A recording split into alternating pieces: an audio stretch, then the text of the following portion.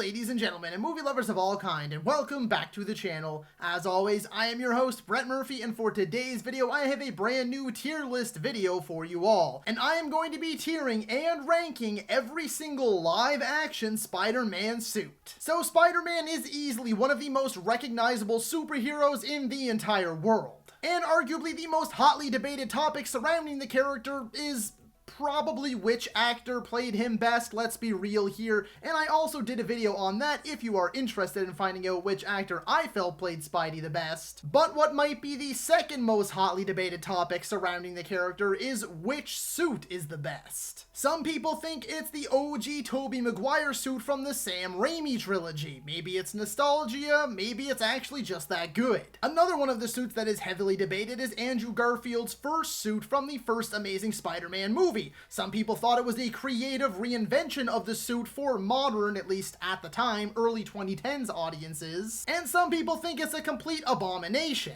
And then you have Tom Holland, who has had by far the most variety in suits so far. 8 of the 15 suits we will be talking about today come from Tom Holland's Spidey. So that's really a debate on its own, which Tom Holland suit is the best. And so today you're going to be getting my opinion on it. Before I hop into the actual tier video itself, I just wanted to let you all know that I have an entire playlist dedicated to all of my tier list videos. So be sure to check that out, and I guarantee you're gonna find something you like. And so without further ado, let's start tiering it up. And as always, folks, I like to start my tier videos off by going through my tiers just because I've named them to suit me a little bit better, to make them a little more unique to my identity and the channel, and just for fun. So first off, replacing that God tier or the S tier up in the very top in that reddish color is Godlike. Then replacing the A tier is Awesome Sauce, replacing the B tier, Good as Gold, replacing that traditional C tier is Quite Alright, and replacing the D tier, Super Meh, and finally replacing that F tier down at the very, very bottom is Rock Bottom. The first suit we have up on our list today is this one right here, and it is from that trio of 1970s movies. I believe the first one was in 77. It was like Spider-Man, Spider-Man Strikes Back, and then Spider-Man something. I don't even remember the name of the third one. Yeah, this one's going into Rock Bottom. Look, this design is just not good. This comes from a time where comic books were still very much so seen as a lesser art form. They were seen as goofy and weird and taboo almost in some cases, and above all else, childish. They thought that comic books were just for children, so they really only made this for kids. It's really goofy and it's odd. The suit doesn't even fit right. It's got wrinkles. It's got places where it's like stretched and doesn't just sit right. The what am I looking for here? The eyes, the goggles, whatever you want to call them, they look horrible. Part of them are kind of reflecty. Other pictures and moments, you can like see the actor's eyes behind them. They just very clearly made this for a quick buck to make kids happy. There's not much effort or love put into this suit at all. So yeah, definitely Rock Bottom starting off. It's a rough start. Next, of course, we are getting already into the hotly debated topics within the Spider-Man fandom with Andrew Garfield's The Amazing Spider-Man 1 suit, and honestly, this one has always been tough for me because I remember seeing this movie twice, back-to-back days, opening day and the next day, because I enjoyed it that much. And though it's kind of dipped in the rankings a little bit over time for me, I still really, really enjoy this movie, and I actually think the suit is kind of cool. I could put it in Awesome Sauce, but I think there's other suits on here that I'm going to be putting in Awesome Sauce that are better than this one. I like how the eyes this time are kind of yellowy. I like how it shows the suit actually being made, like he bought the spandex and then put the webbing on it himself. I love the way the web shooters look in this one, and it was just different, and that's kind of what I think people like me who like this suit kind of gravitate towards it because of that, because it's so different, it's so far from the norm, but it suited 2012 pretty nicely. You know, it had that kind of glimmer and shine to it, and it was just different, right? It seemed kind of edgy, kind of cool, and I've always kind of liked it personally. But this one, The Amazing Spider-Man 2, is a god-like Spider-Man suit. This one is so damn good. They changed everything, essentially, from that Amazing Spider-Man 1 suit for this Amazing Spider-Man 2 suit, made it much more comic book accurate. The red is brighter, the blue is a little bit darker, the placements of the colors are much better, and then the eyes, above all else too, they are bigger, and even though they don't actually move, they do feel more expressive, and it just feels more like Spider-Man. So the Amazing Spider-Man 2 suit without a doubt, is easily one of the best parts of that movie because it's just that damn good. Not the movie itself. The movie is okay at best, but the suit is fan-freaking-tastic. Next up, we have Tom Holland's Far From Home suit, the final one, the one that he makes himself, that kind of has that black and red look to it, and this one I'll put good as gold, because it is essentially just the same as the original Stark suit. He implemented a wingsuit into it, and again, it's like black and red instead of like the light blue and red. I think it's fine. I think it works for the movie, and it works, you know, it's kind of his moment that he's making his own suit and things like that after Tony Stark's passing in Endgame and whatnot. So I don't think there's anything particularly special about this suit. However, I don't think that there's any reason for me to put it lower than good as gold because it's a great looking suit. It's just kind of more of the same. And now we have that Homecoming suit, the original Stark suit from Civil War and Homecoming, and I think that this is a fantastic suit. I really, really do enjoy this one. I could have put it in God tier, honestly. It's super reminiscent, in my opinion anyway, when I look at this. It gives me the vibes from like the 60s Spider-Man cartoon where it's got the smaller spider, and it's got the expressive eyes, which we've never had up until this point. It's the eyes because it's Stark Tech or whatever. They can just say like, yeah, it's in the MCU, Tony Stark's a genius, so the eyes move when he's talking, and it's expressive. It's the only Spider-Man we have with the eyes that actually move and go with his face and his emotions and things like that, so I really enjoyed that part. I just think it's a little too techy, in my opinion. You know, I have always been a defender of that Tony Stark and Peter Parker relationship in the MCU. It makes sense to me for a kid that grew up with the Avengers existing in his world that he would idolize them and want to be like them. And if the fan theory is true, which they like kind of jokingly confirm that the kid that gets saved in Iron Man 2 is Peter Parker, even if it doesn't really make sense in the timeline. If that is the case, then obviously he is going to idolize and adore and want to be Tony Stark. So it always made sense to me, but nevertheless, I don't really love how this suit is so techy. Like, I like the expressive eyes, that's cool, but I don't think it needs all of these extra modes like kill mode, and there was like radar mode and stealth mode and a few different modes that were shown in the movies, and I just don't think all of that's completely necessary. I kind of like my Spider-Man a little more bare bones. So the eyes are great, the little Spider-Man logo is great. Again, I think the red and the blue work really nicely. They picked perfect shades for Spider-Man, but it's a little too techy for my liking, and that's why I put it in awesome sauce. The homemade suit, actually, I think I'm going to also put that in awesome sauce. This is Holland's homemade suit, because there is another homemade suit on this list here too today. It's the best homemade suit we have of the two, and it's one that feels very, very reminiscent to many of the comic book counterpart homemade suits, which is something that I like because it feels like something that a kid, but also a kid who is a genius, would make, right? He's got the eyes for goggles to protect him. He's got the red hoodie with the spider spray painted on it and like the blue hoodie coming out from under it and things like that. It feels very homemade. And again, Peter Parker, he's not supposed to be poor necessarily, but he's definitely not rich. So Peter Parker's always been a character who's had lesser in life, right? He hasn't had as much money. He hasn't had as many of the cool things that all the other high school kids or kids in general got. And this shows it, right? He wants to be a hero. He knows he has to protect his identity, but he also has to, you know, have a look. And that's what he went with, Spider-Man. So it works for me, honestly. I really, really do dig this homemade suit from Spider-Man Homecoming. This one, however, is kind of a hybrid suit. I've always called this one the hybrid suit because essentially what happens with this suit is he has the Iron Spider on, and then he gets into the fight with Doc Ock, and then the nanotech from the Iron Spider suit goes into Doc Ock's arms, and then he goes back to his regular suit, and then that nanotech leaves Doc Ock once he turns to the good side, and then it kind of comes back and forms this like gold spider that wraps around him. So I've always just called it the hybrid suit. Some people call it like the partial nanotech suit or weird things like that. I personally really, really dig this suit.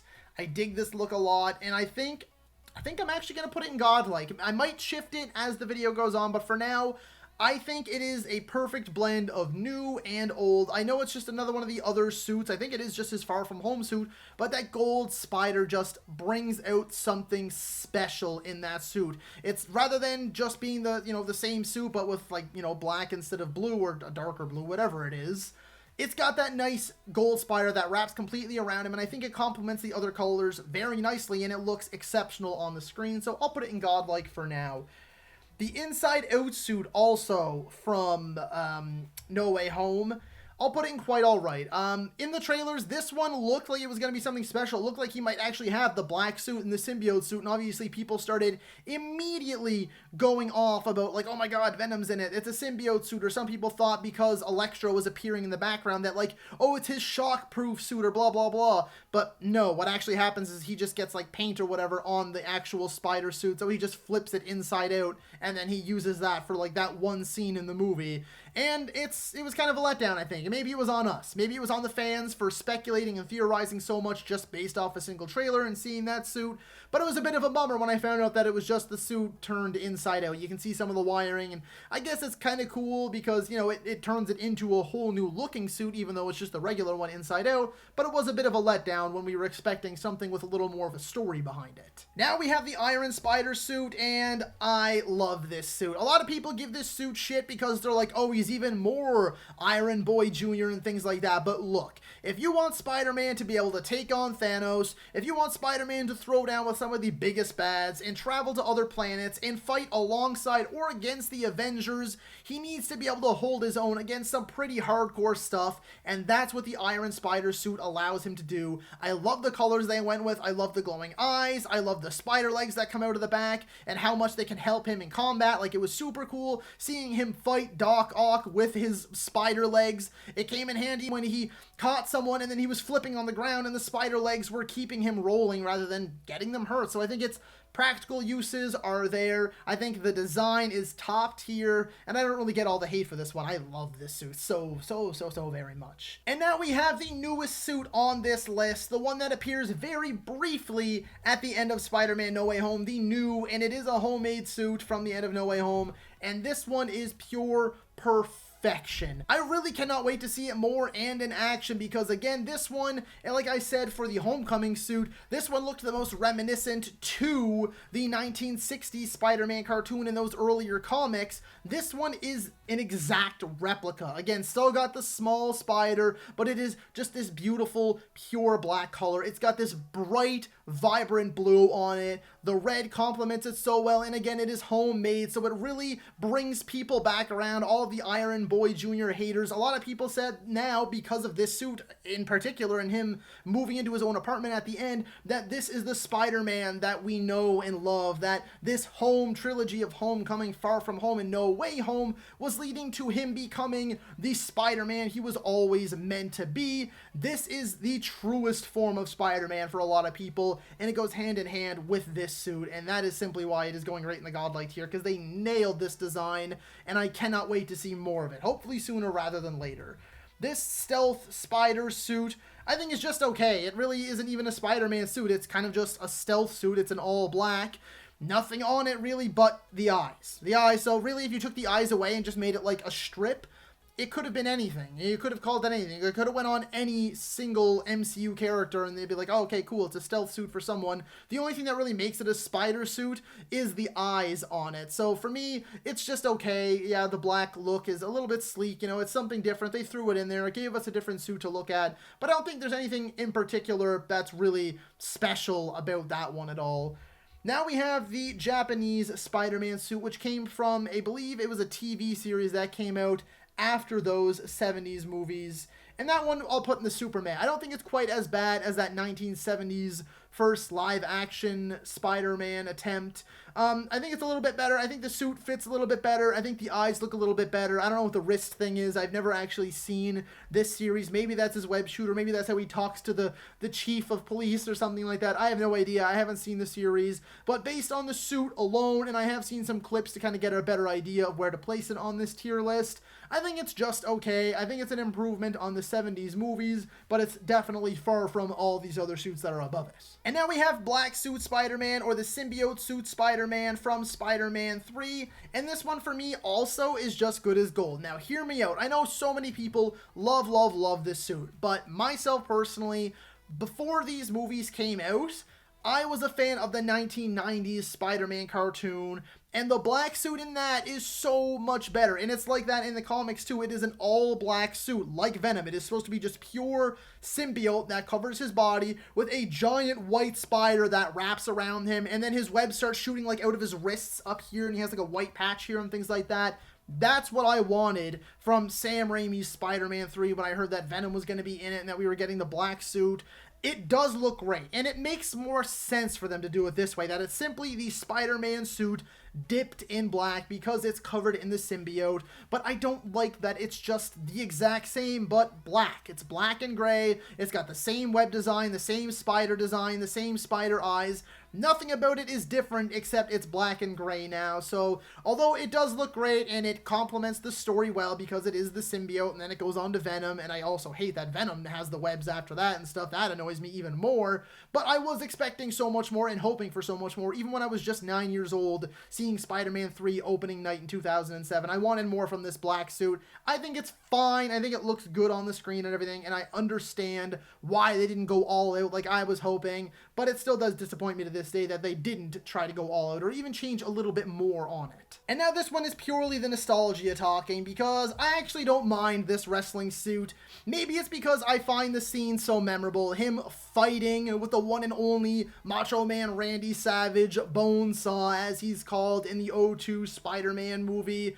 I think it's a very homemade suit. It looks like he's just wearing pajamas and like baseball gloves or something, and that to me is hilarious, but it works once again with the Spider-Man character who is down on his luck, who's trying to make a few bucks, but he needs to hide his identity, and this is what he comes up with, right? It looks like it's kind of just, you know, again, pajamas and like spray paint with a ski mask on. And that's probably exactly what it is. And I think that, once again, even though it doesn't necessarily look the greatest and hasn't aged the best, it works for its purpose as a homemade suit, and it works within this world and within the scene of being in a wrestling match and everything. So I have a bit of a soft spot for it. So I think quite all right, that kind of C tier in the middle does fit it nicely. And now we've reached it, the last suit on our list, which also happens to be the first suit in this new wave of Spider-Man movies from '02. The big three, you know, Maguire, Garfield, Holland. It started with this one right here, arguably one of the movies that helped to make superhero movies as big as they are today. That paired with X-Men and Blade and a few others in the early 2000s that happened to be successful. And this one, you already know, is going straight into the God tier. Look, I don't know, some people argue that maybe it's nostalgia, it's not the best suit or this or that, anything. I love this one. This is the one that's featured in all three of the Raimi Spider-Man movies. Some people say that there are a few small changes between Spider-Man 1 and 2, and maybe there are, but I don't think they're, you know,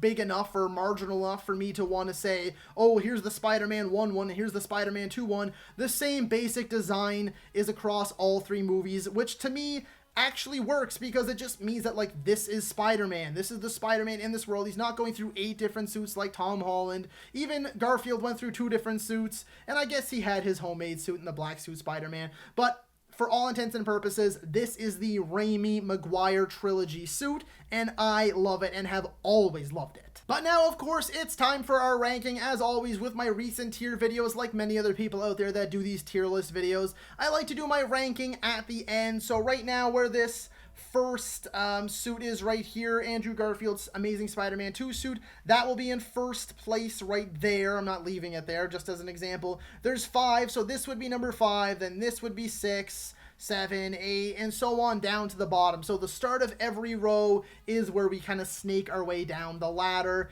And this one may be controversial to some, maybe not to others, but my favorite suit by a decent margin, not a landslide by any means, because I think every one of these godlike suits is fantastic, without a doubt in my mind, and for all different reasons. If you look at them, they're all the same basic design, but also completely different from one another in many ways. But yeah, the Raimi suit, the original trilogy Raimi suit, the Maguire suit, whatever you want to call it, the '02, '04, '07 Spidey suit, whatever name you want to throw on there, yeah, that one's my favorite, for sure. Next, I think I would have to go... I think I would actually leave Andrew Garfield's Amazing Spider-Man 2 suit in second, you know that? I think that one, again, there was a ton of changes, actually, and there was things that are unique to it that still haven't really necessarily been recaptured just right, and I really do like the colors they went with, and it suits the movie and the world very well. I'll probably put this one in last, and honestly, even though we only got a brief glimpse of it, I'll probably put this most recent Holland suit in third place, and I cannot wait to see more of it. And I hope that, even though we only got a brief glimpse of it here, that it lives up to my expectations, because I'm already putting it in third place right now after like 30 seconds of screen time. So let's hope that it does look as good as it does here when we actually get to see it in full action in the future, ideally. I'd leave these two like this. These ones I'd probably put the first Amazing Spider-Man one there, and then I'd probably put the Far From Home one in the middle, because at least the Black Suit Spider-Man one is different enough to put it above the Far From Home one. Then these ones I'd probably go Stealth Suit, then Inside Out Suit, then Homemade Raimi Maguire Suit, and then, yeah, Japanese Spider-Man, and the 70s ones stay the same. So there you go, folks.